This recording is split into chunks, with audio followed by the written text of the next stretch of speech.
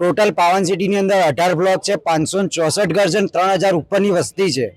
છતાં પણ નગરપાલિકામાં 13 લાખથી ઉપર ટેક્સ આપીએ છીએ, છતાં પણ અમને અડધી વ્યવસ્થાઓ મળતી નથી. જેમ કે પાણીની વ્યવસ્થા, પાણી પૂરતું મળતું નથી, સ્ટ્રીટ લાઇટની વ્યવસ્થા નથી મળતી, તથા સફાઈની વ્યવસ્થા પણ વ્યવસ્થિત થતી નથી. ઘણીવાર કમ્પ્લેનો કરવા છતાં બી અમને આ વ્યવસ્થાઓ મળતી નથી.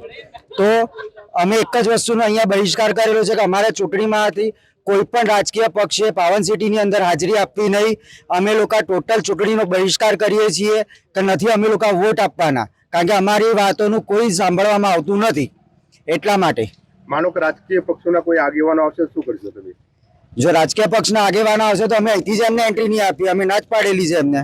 નગરપાલિકામાં 564 ઘરનો વેરો ભરીએ છીએ, 13 લાખની આસપાસ, પણ સુવિધા બિલકુલ શૂન્ય છે. ને પાણી વેરો, પાણી કે નગરપાલિકામાંથી ઇલેક્ટ્રિસિટી કે કોઈ વેરો અમને આપતા નથી. શું કાર્યક્રમ કર્યો આજે?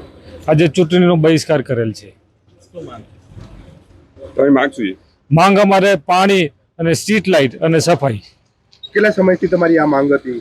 માંગ અમારે બહુ સમયથી, 2 વર્ષથી, ને કોઈ સોલ્યુશન આવ્યું નથી.